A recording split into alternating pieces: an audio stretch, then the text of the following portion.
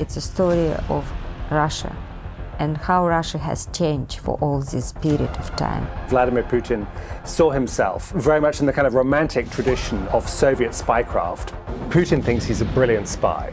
He decided that he was going to do everything he could to crush any sort of opposition in Russia. There is a government-operated death squad inside the security services.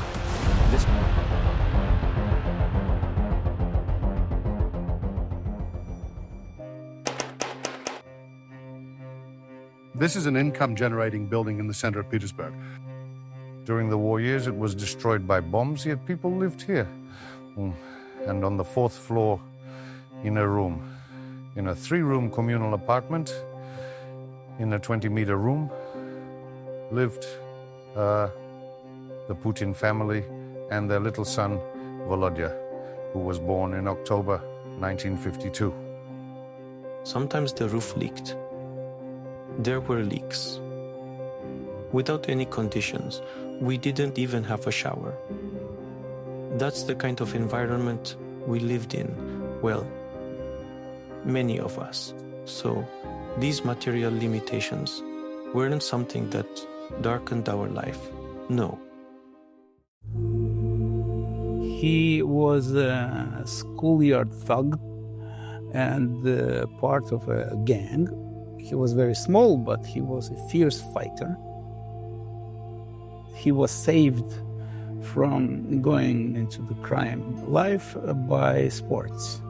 His coach of judo pulled him out of this street life, and he became a very avid fighter. The KGB were watching who was doing this kind of sports in the Soviet Union. Putin didn't make any secret out of the fact that he wanted to work for the secret services with KGB. He dreamt to become a kind of Stirlitz, which is the Russian version of James Bond. Asking me, do you remember the character Stirlitz? It's like asking anybody in this country, do you remember the character Bond? Yes, you remember the character Bond.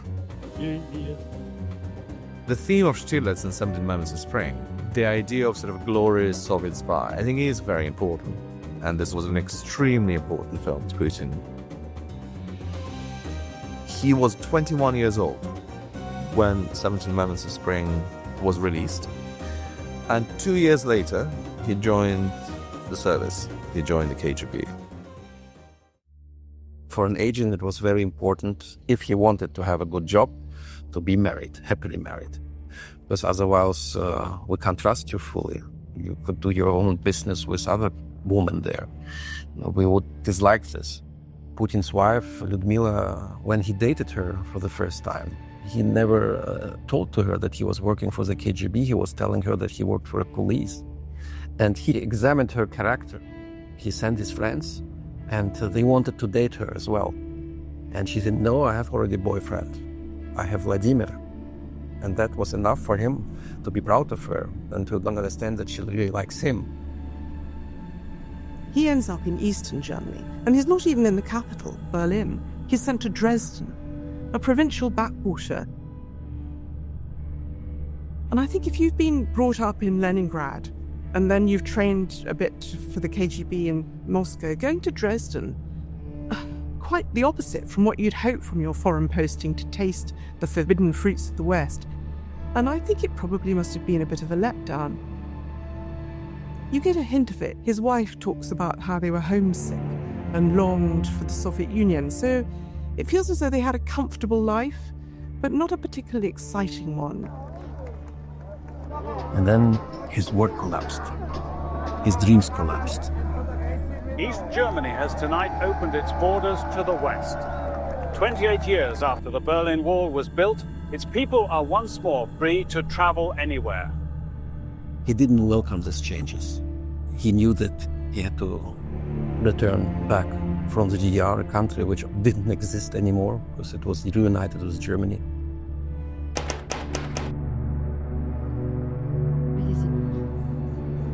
Putin moved to Moscow from St. Petersburg in 1996 as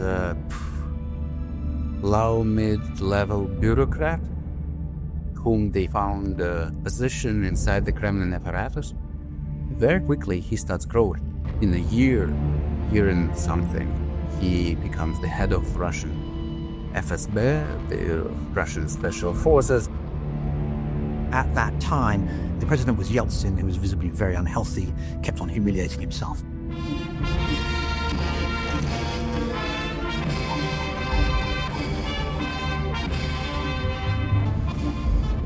For the ordinary Russian who thinks of himself as a citizen of a proud country, this was just intolerable.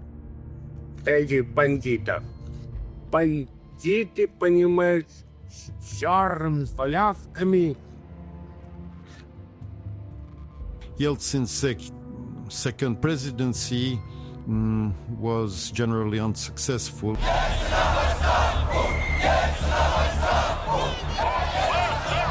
It was believed that Yeltsin was on a sinking ship because at that time impeachment proceedings were already beginning. The stakes were very high. Yeltsin could be prosecuted. The danger comes in the figure of the prosecutor general, Skuratov. Skuratov already started investigation in Yeltsin's financial dealings with the huge political support of Russian parliament behind him. So what they do, they expose this prosecutor general on television. They have this footage of him having sex with some ladies in some apartment in Moscow, and they air this footage on television. After that, Prosecutor General Skuratov was dismissed. It was the first time, probably, when we saw that you can achieve a very important political outcome through some kind of special operation, exposing your opponent with compromise. Yeltsin won this fight. And of course, we know Vladimir Putin played a huge role in this special operation. I think from that moment, Yeltsin sort of included Putin in the fold. When Yeltsin appointed Putin as active prime minister in August 1999, he immediately said, "This is my successor. He will be Russia's president." And that was impossible to believe.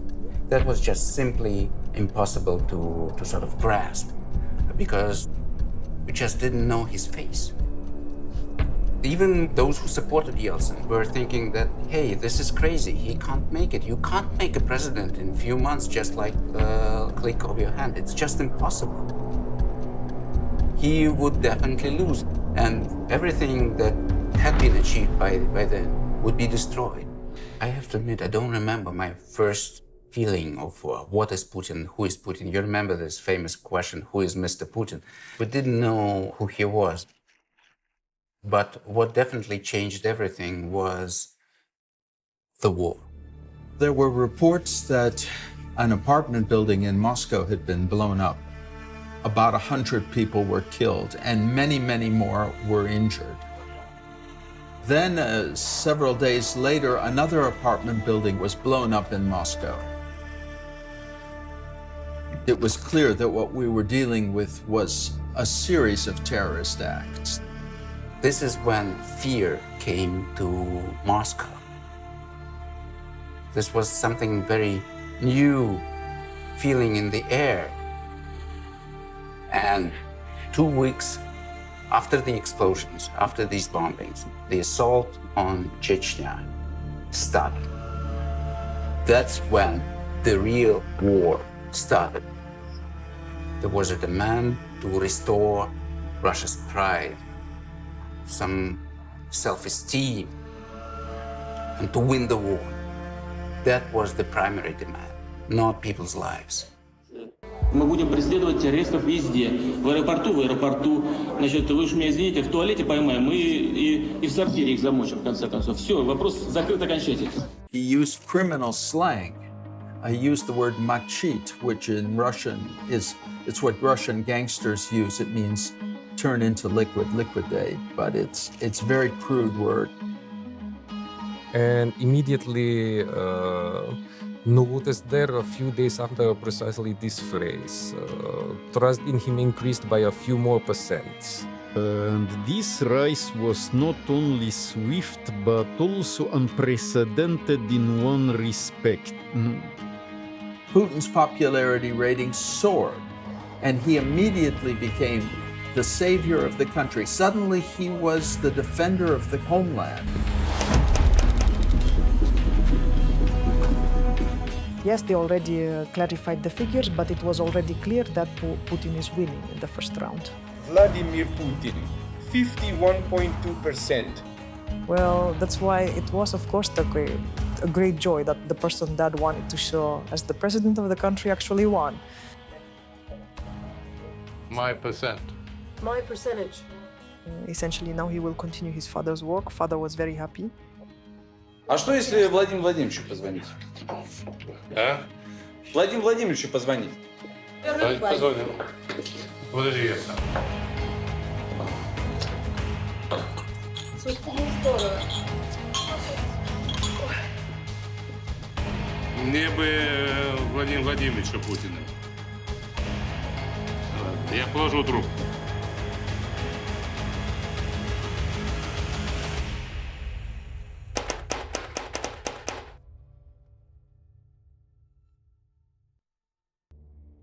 The phrase, the less you know, the better you sleep, in Russian, if you'd like, it's menше знаешь, крепче спишь. It means better not to know too much. When Putin came to power, he essentially sat down with the oligarchs, these figures who had become so obscenely rich in the 1990s, and as a result had basically come to dominate politics. And he made it very clear that a new dawn had broken. They could remain rich, powerful, and free, however, only so long as they understood the new rules of the game. Money is power. Russia's richest people and those who actually run Russian economy all has to be under Putin's personal control. In other words, they had to stay out of politics. And some oligarchs essentially left the country as a result.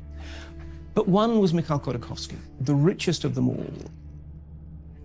Khodorkovsky, whether it's because of his own values, whether it's because he just thought he was too big to take down, continued to be involved in politics. He continued to hold forth. He actually upbraided Putin about corruption. His mistake was to raise it publicly with Putin on camera. And Khodorkovsky, as far as Putin was concerned, he became not necessarily a threat, but an opportunity. Bringing down Khodorkovsky was an opportunity for Putin to demonstrate to everybody that no one was too big to be taken down, and that there were a new set of rules, and they better learn them fast. In 2003, Khodorkovsky was on his private jet, and Putin had the jet surrounded by members of the Russian FSB. They boarded the plane, they arrested the richest man in Russia, and they put him on trial. It was clearly political. It was only about power. It was simply the robbery orchestrated by the state and Putin himself of one of the most powerful political players at that time. The Russian oil tycoon Mikhail Khodorkovsky has been sentenced to 9 years in jail. Khodorkovsky, who was once thought to be Russia's richest man, was found guilty of 6 charges of fraud and tax evasion. Now, imagine you're the 17th richest man in Russia, and you see a guy far richer, far smarter, far more powerful than you sitting in a cage. What's your natural reaction? You don't want to sit in that cage yourself. And so one by one, the oligarchs go back to Moscow, and they effectively sit down with Putin. And they say, Vladimir, what do we have to do to make sure we don't sit in the cage? You keep your nose out of politics and everything will be fine.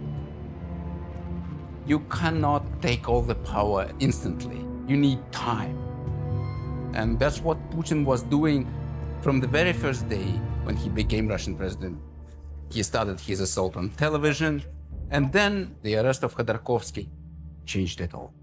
Totally. Absolutely. Putin wasn't trying to get rid of the oligarchs. Putin just wanted to become the biggest oligarch himself. Putin was succeeding because he had got more political power and had a more orderly administration. Chechnya, if you like, was the bit of downside. And what happens in 2006, not just anywhere, not just any time, but specifically when Russia is chairing the G8, these two laws are adopted. Whoever criticizes the authorities is considered equivalent to an extremist and a terrorist. And the second law, which allows the Russian special services to eliminate enemies of the Russian state, wherever they may be. They already started compiling lists of enemies of the Russian state. Anna Politkovskaya was on these lists. So was I. Alexander Litvinenko and Berezovsky. Well, there were many. It was a long list. Well, I interviewed Mr. Putin twice. Once in 2001 and again in 2006. And what was most striking was how much he changed in between. By now, Russia had paid off its foreign debts. It was doing very well. And it was the Mr. Putin we all know. He was presidential. He was confident. If I asked him a difficult question, he turned it round and asked me a question. There had been a complete transformation. Look at Putin and what's going on over there. I mean, this guy has done, whether you like him or don't like him, he's doing a great job in rebuilding the image of Russia and also rebuilding Russia, period. Forget about image. Vladimir Vladimirovich Putin! By 2008, the rule of law means basically nothing. The state is now the major player. By that time, he had under control everything.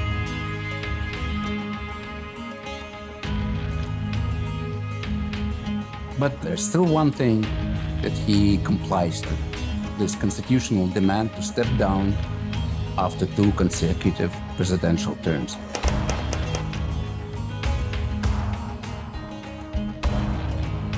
The Russian constitution forbids anyone to stay in power longer than 8 years consecutively. So 2 presidential terms is a very clear-cut case. You have to step down, and some other person has to take your place in the Kremlin. So in 2008, Putin steps down. He became the prime minister, and the new president was selected. Well, manually selected at that time by Vladimir Putin as the new Russia's president. All of a sudden, he was no longer the man behind the big desk. He was no longer formally in power. And I think he found this psychologically problematic.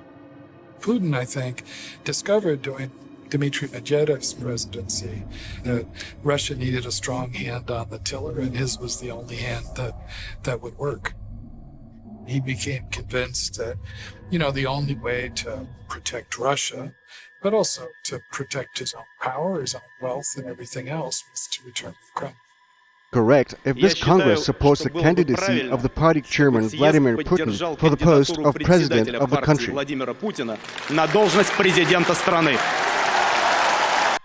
That was, I think, a shocking moment for a lot of Russians. There was something about the brazenness of the process. The fact it almost implied that the presidency was just basically some little trinket that could be exchanged between. And that, I think, very much set the scene of why we saw such massive protests around the parliamentary elections that followed.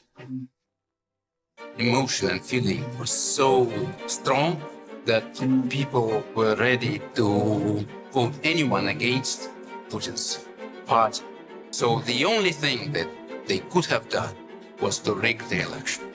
In Moscow alone, and these are independent estimates, more than 1 million votes were simply stolen. This was by no means the first election rigged under Vladimir.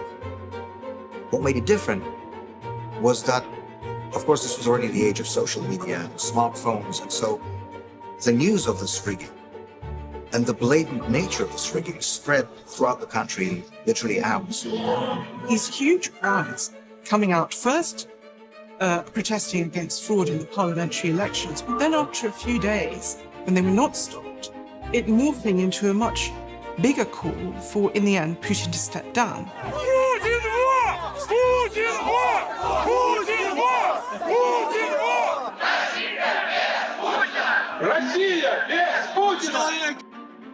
First, yes, Putin was shocked, then he regrouped and counterattacked.